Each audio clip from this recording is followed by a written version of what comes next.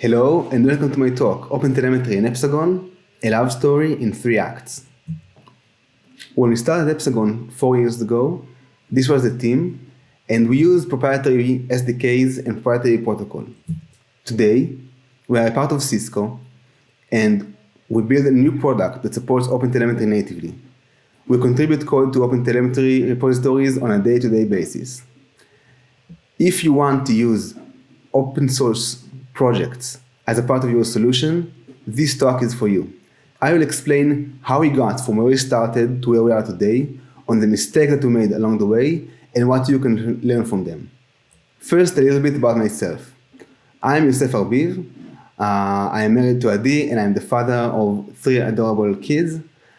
And I'm team leader of the SDK team that builds the libraries and the SDKs that our customers use in the Cisco ETNI group. So a little bit about Epsagon so you can understand how we fit in. Epsagon is a solution for customers who use and build their product, their backend, with lots of different services and frameworks in the cloud.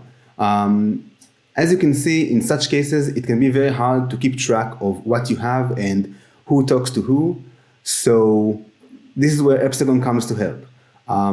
Our customers install the SDKs as a part of their code. They don't need to change anything in their code. They just need to import our SDKs into their code. And then they can log in our website, and they can see the traces and graphs of the product, who talks to who, and where do they have failures, where are the errors, and they can debug and troubleshoot their systems. So in order to generate these graphs, we need to send traces from the code. So this is where my team comes in place. We build those SDKs that instrument the code, create the traces, and send them to the backend. So first, where we started. When we started, the serverless market was new and trending, and we decided to aim for customers using serverless solutions. Back then, there were no industry standard for distributed traces. Most of the customers were using logs or non-distributed traces. We looked at the possibilities we had, and we considered using open tracing. But we had a couple of problems with it. First, open tracing was backed by one company, which was a competitor of ours. So we were a little bit afraid of using it. Another problem was that open tracing didn't have automatic traces back then. We wanted the experience for our customer to be as smooth as possible and to have minimum code changes. So we decided to create our own libraries that will do automatic instrumentations and will create traces automatically. At first, we considered to create those packages closed and to send them to our customers to use. But soon enough, we discovered that this was not really a possibility. Our customers didn't want to install closed source packages and to add them to their sources. They wanted the code to be open so they can see it, they can fix bugs, and so on. So we decided to open source our libraries and to publish them. And we also hope to create a little community around them where customers can fix bugs and add new instrumentations and so on. So this was the first phase when we started Epsagon. What we learned from this phase. So first, about the product defensibility. You need to think which part of your product you want to be closed and which part should be opened. Focusing the defensibility on the wrong part can be problematic. Another thing that we learned is that building an open source community can be really hard and requires a lot of energy and resources. It is much easier to join a community than to create one on your own. And this brings us to the second act, the standardization of the market. We managed to create a good solution for customers using serverless frameworks, and we were very popular at this market. But this market was too small for us, and we couldn't build a big business on it. So we decided to move to other fields, such as the Kubernetes clusters. But when we looked into it, it turned out that to build a Java Kubernetes agent on our own was too complex. So we looked into OpenTracing again, and it was more mature then, so we decided to build our agent on top of it.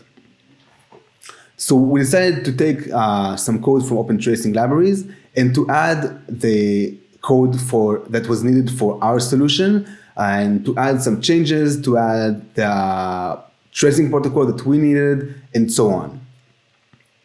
And this way we could build a successful Java agent for Kubernetes clusters that was based on OpenTracing, but was compatible for the Epsagon backend. Shortly afterwards, OpenTelemetry was announced. OpenTelemetry was based on OpenTracing and OpenCensus, and it became very popular pretty soon. So we started to build new libraries that were based on OpenTelemetry code on the same way we did with OpenTracing. We took the libraries and the code from OpenTelemetry and we changed it a bit. We add the unique functionality that we needed for Epsagon that was not included in OpenTelemetry libraries. And this way we created our own libraries as forks actually of OpenTelemetry. This way we were able to create new libraries very fast. So we created more and more libraries, but maintaining them became a headache. It was really hard to maintain the libraries when the community keeps moving forward and changing the code, adding new functionality. So it was very hard for us to keep track with the community.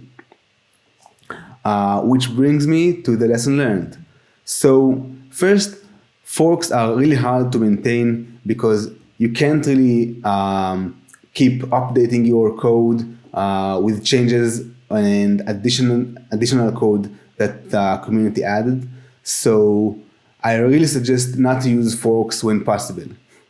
There are much better ways to use open source than forks. And the second one is the tech debt. We created a lot of tech debt when we move forward like this. We managed to add new libraries and to add new functionality to our product. But as we did it, we create an increasing tech debt. In our case, eventually this was not a problem, as you will see in a minute.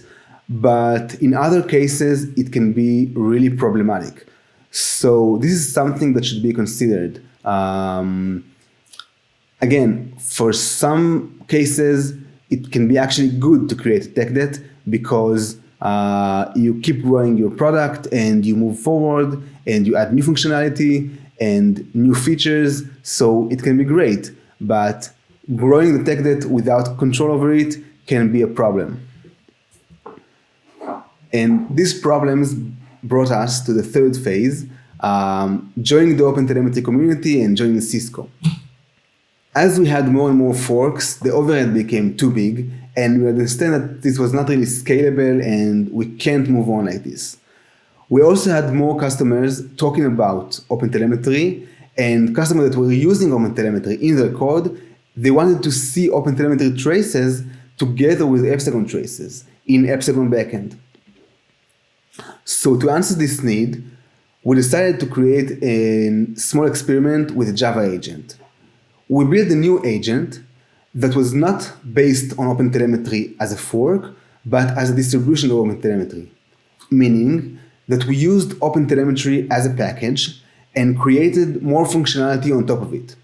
For Epsagon backend, we needed to collect more data that OpenTelemetry were not collecting. So we added this as an extension to OpenTelemetry, but we keep the OpenTelemetry traces structure. This experiment was really successful. We were able to build very fast an agent that was built on top of OpenTelemetry, but without forking the code of OpenTelemetry. So updating it and maintaining it was much easier. In addition, we're using OpenTelemetry trace structure, which means that our backend now was able to support OpenTelemetry based traces and not only the Epsagon traces. So we're more friendly for the community. Shortly after this successful experiment, just when we were about to create more libraries in this structure, it was announced that Cisco are acquiring Epsagon. For us, it means that we will stop working on the Epsagon product and we will start working on a new product, on the full stack observability product together with Cisco groups. We decided that our new product was we decided that our new product should support OpenTelemetry natively, meaning that we will be able to provide value for customers using only OpenTelemetry without Epsagon libraries, and to add more value for customers who are using Epsagon libraries. We also decided that our libraries will be based on OpenTelemetry as a distribution, and this way we can create libraries fast, and also we will be able to maintain them as we move on.